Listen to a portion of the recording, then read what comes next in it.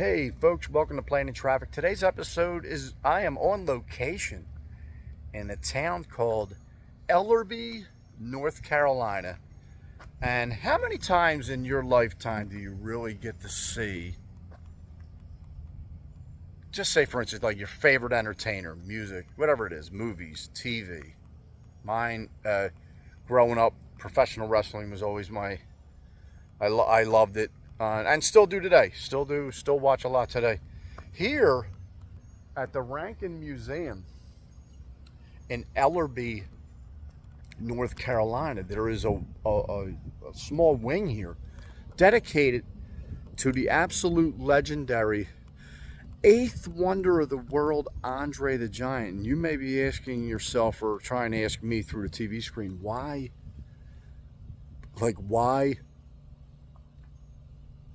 Why is that? I go, the reason why Ellerbe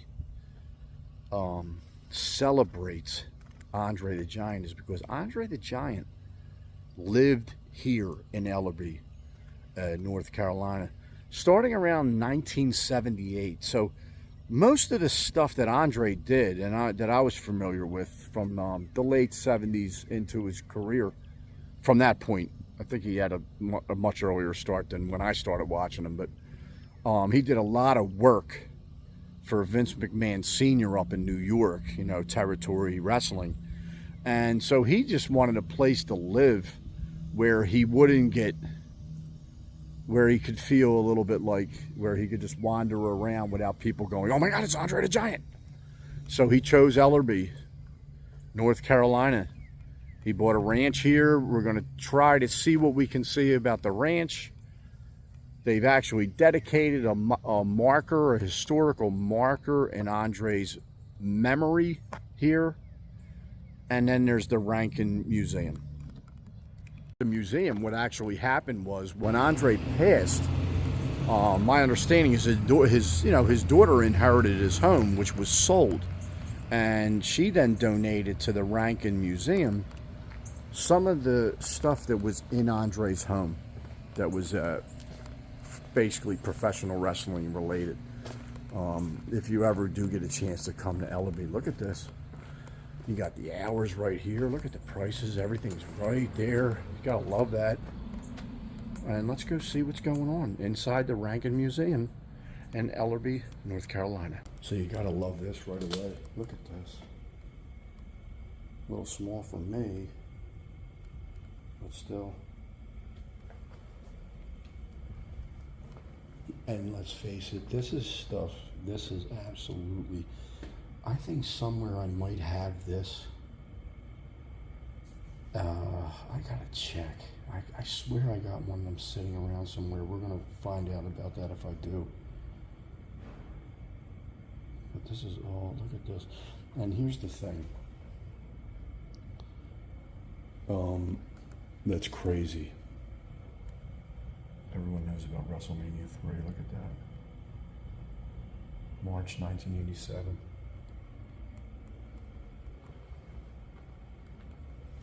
There you go. There's the story right there.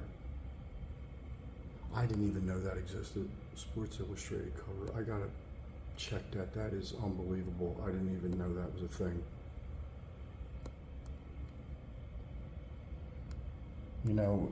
At this point here, they're even saying 7'4", 520 pounds. I kind of remember him being, when I was watching, when I really was watching, this has to be unbelievable. Look at the souvenir. Look at that.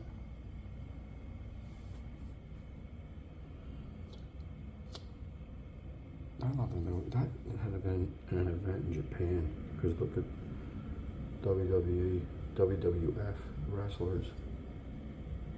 Arnold Skull on the right, and then the Iron Sheik on the left with Andre. Maybe from his funeral.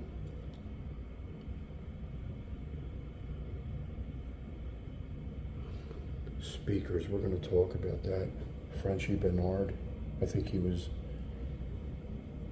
living here too with Andre, along with one other person. Amazing. His passport.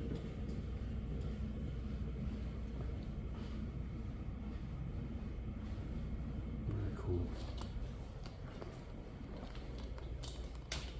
Yeah, Jackie. What about Jackie? There they are at the house, just relaxing. Oh my God, how lovely is that? Wow. So when I found this information, like, oh my God, Andre the Giant actually, you know, he was cremated here in the United States. He did pass in 1993. This wing here of the museum was opened 2015. You know, to have Andre's stuff, which, by the way, is it's a nice size room, but there's stuff that I was not aware of at all about Andre the Giant that I want to share real quick with you. But there's some epic. It's some epic stuff in here. Epic. Like, can you imagine if this ever popped up on eBay? Which it won't, but look, right? All Japan Pro Wrestling. Really? Like the zipper sweatshirt. And then there's also a New Japan Pro Wrestling bag. Here's where it gets crazy. Look at this. I don't want you to pause your screen and read that. Was not a friend with Ivan Putski. I would never have thought that. I thought Ivan Putski was probably someone. I thought for sure Andre was a good guy, like to be friends with. But I thought Putski was too. But apparently, he wasn't fond of Ivan Putski. Okay, and that's all in here. Talking about the super machines, I remember them. I never heard that Andre was suspended from the WWF for missing matches. That's shoot stuff. Look at the mask, are you kidding me? Look at the boots. What? Oh my goodness. Tag team champs, they're talking about a legend Haku. Just unbelievable, man. Madison Square Garden Tag League. This what? Interesting. A nice robe. And then this last window here is all about his movie. Some movie, the tuxedo from Mickey and Maude movie that he was in. Of course, the Princess Bride references also, and you cannot forget the fact that he was Sam's Clanch, Sasquatch, Bigfoot in $6 Million Man. Amazing. Now, I'm going to add my own personal thing to this. Here are the crutches. Now, of course, when somebody gets injured in wrestling, they will write him off for a little bit to heal. So there's an outside chance his foot really was broke, or his leg was broke. But I think the whole storyline that involved these crutches was with Killer Khan. And I'm going to check into that and put that in text right on the video. But 7'4". Oh my goodness. This was a promotional racket that was given to him from Studio City, California. I don't know if I've seen this before or not. Don Leo Jonathan autograph. That looks like Butcher Vachon in the middle and the back. Epic. This case right here has a more kind of detailed look at his time here in Ellerbe. Very personal pictures. And he was really drawn to Ellerbe because of his love for, he was doing longhorn cattle. His interest in longhorn cattle. Another big reason, along with escaping, you know, get a break from the fame that he had created. Actually came into Vince McMahon Sr.'s WWF in 1972. You can see that right there. Maybe one of the greatest things here for me. This was drawn by Bret Hart. Right? There's so much going on in this picture that he drew, which by the way is fantastic.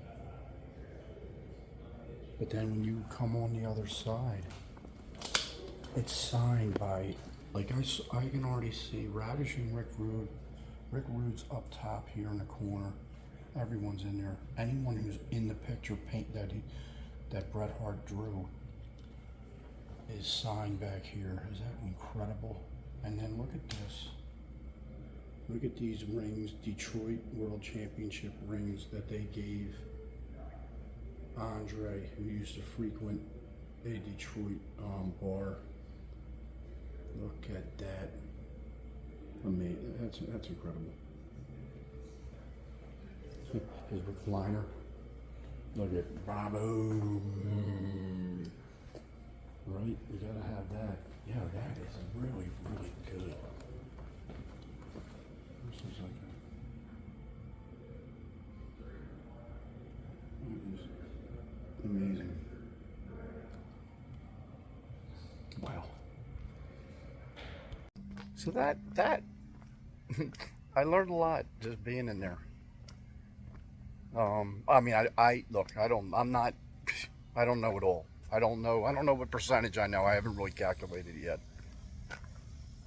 But there was things there that I did not know.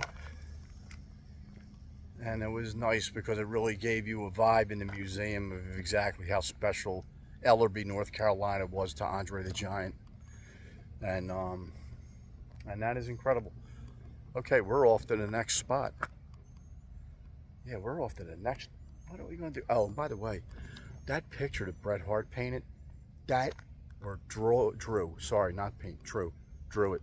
Oh my God, incredible. That was worth just going in to see that. This picture right here. There you go. Yep, wonderful. So just to protect the owner of this property's privacy, this is it right here. AFJ Ranch Road.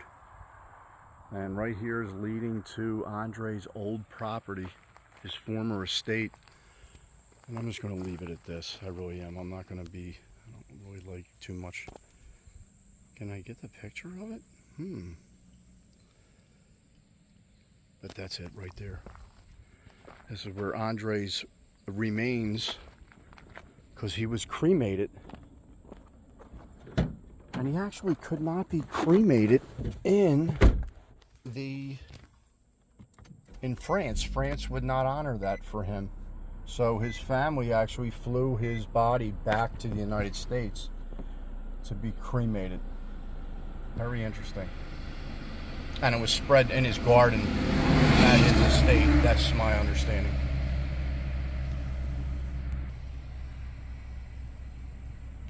So yeah, I just stopped here at the Ellerbe rest area, and it's got, look, if you're putting up a historical marker for Andre the Giant, I'm coming to see it.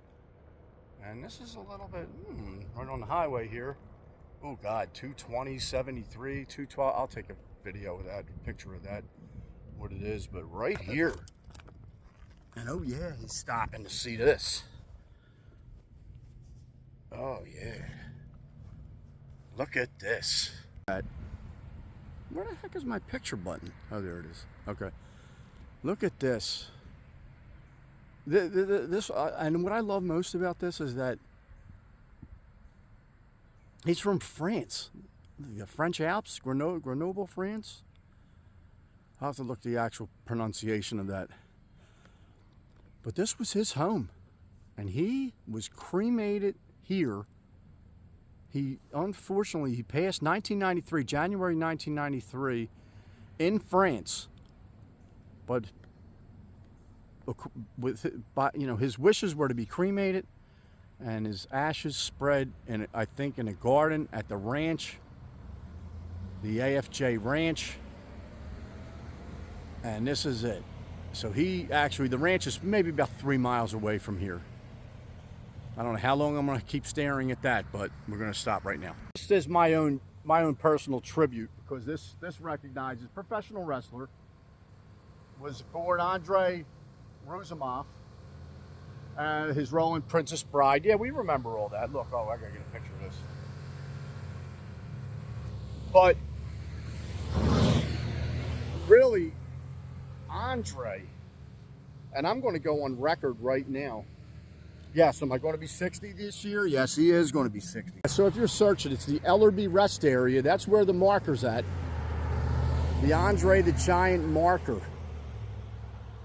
Right here. And there goes the routes that are kind of connecting over here. But, so I'm going on record right now. I was not a fan of Andre's singlet era. I was happy for him because I feel like part of him, and it's based on whatever interview you're going to listen to, whatever documentary you're going to watch. Like, he was, I don't know who was covering his medical bills, probably him. So there was things that needed to be done financially for him. And WrestleMania 3, where, again, whether you believe it or not, was it best for you to be slammed in that match? My understanding is no, it wasn't. But Hogan, he let Hogan do it. He put Hogan over. He put the business over all the way up until his passing in 1993. All that stuff he did, turning heel, Andre the Giant heel. Like, Hulk was already a heel in his career. Andre the Giant heel, he did it. All the different things Vince had him chasing the brass ring around at that point in his career. He did it. He did all those things. He put the business over, period. And, I mean, honestly, what more can you ask of him? And he did it. So, I was not a fan, particularly, of that era of Andre the Giant. I was born and raised on Andre, 7'4", 484 pounds. Then this goes out to Jason. And he knew I was going to do it, and I'm going to do it at his rest area. And that'll cost you $10,000. Yes, because it did cost John Studd $10,000 because Andre slammed him. I watched him slam him in a cage. I was ringside, not because I had any money or pure luck. I was ringside for the match between Andre and John Studd at the Philadelphia Spectrum. Oh, man. All of that Andre was so good. When Hulk Hogan first came in to the company, total heel, that was when I was probably as much a fan as I was going to be of him. Facts. When he smacked Andre with that freaking lariat, with the little metal in his elbow pad, yes, excellent. Andre bladed like a champ. One of the best bladers in the biz. Did it all. Tremendous. Shea Stadium. Wrestled everybody, wrestled everywhere.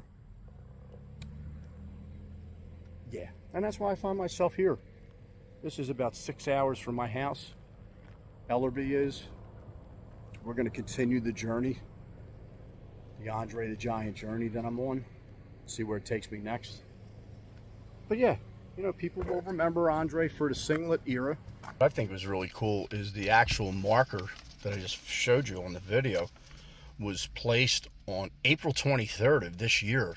How lucky am I? Because I found the information about his ashes being, him being cremated and the ashes distributed in his garden at the AFJ ranch. And then after searching around is when I found the marker. And the marker was just put up this past April. Lucky me. I really do. I feel lucky about that because that was nice. That's a pro wrestler having an historical marker anywhere in the United States. You know, I'm looking for the murals too. I've been to the Eddie Guerrero mural in El Paso. I'm looking for them too. Like, that's a big deal. If you're a pro wrestling fan, it's a giant deal. I'm actually in the Dixie Burger now. I'll film the front so you know what it would look like if you came to visit. So this is, you know, based on research, it's like was Andre the Giant's favorite spot in the morning at least. Like, you know, we would come over for coffee here and I guess breakfast. So when I came in, I'm like, well, what's the Andre the Giant meal? And they're actually making me a burger that he ordered when he was in here, if he was here for lunch. But they said he came here quite often. And it's, you know, look, if you know, like I said, if you know what a big superstar Andre the Giant was, known all around the world, even known because people didn't particularly care for pro wrestling, they knew him. Princess Bride really did things for him, obviously, obvious reasons. Here, check out Dixie Burger inside. So I don't know if, like, maybe, you know, who knows? You know, I'm definitely keeping the heat and the sun out. That's a good move here in North Carolina. But this is the Dixie Burger right here. Andre, where did you sit? Where were you sitting at? That's the question I have. Where'd you sit? So this is the Andre the Giant burger. There's two patties, coleslaw, mushrooms, and I do need 2 napkins because it's the Andre the Giant burger. Some onion rings too. So we're gonna have lunch and see how things go. Ah, the Andre the Giant. Love it. Full on had the Andre the Giant experience here in Ellerbe, North Carolina, and I love it. A Dixie Burger right there. Yeah, so I hope this video reaches other Andre the Giant fans. That's all I could hope for. And I got a Dixie Burger right there. Can I get it all in the one shot or do it like this? Oh yeah, that. But yeah, here in Ellerbe, that's gonna. Oh, when I asked them, I go, "Dude, don't you have an Andre the Giant meal?" And they gave me that big giant burger. And you know, I took care of that really easy. It was a big giant burger. I'm not gonna lie, it was. And now it's off to film the next episode on Playing in Traffic, which is probably going to be in the Greenville, South Carolina area. So folks, thanks for watching. Have a great day, pleasant tomorrow. And just to commemorate, I think I gotta leave the video in a link in the description of Andre and John stood in the cage at the Philadelphia Spectrum, because that might have been my Graceland moment. Greatest moment as a pro wrestling fan, let's just say that. All right, folks, great day, pleasant tomorrow. I'll see you next episode.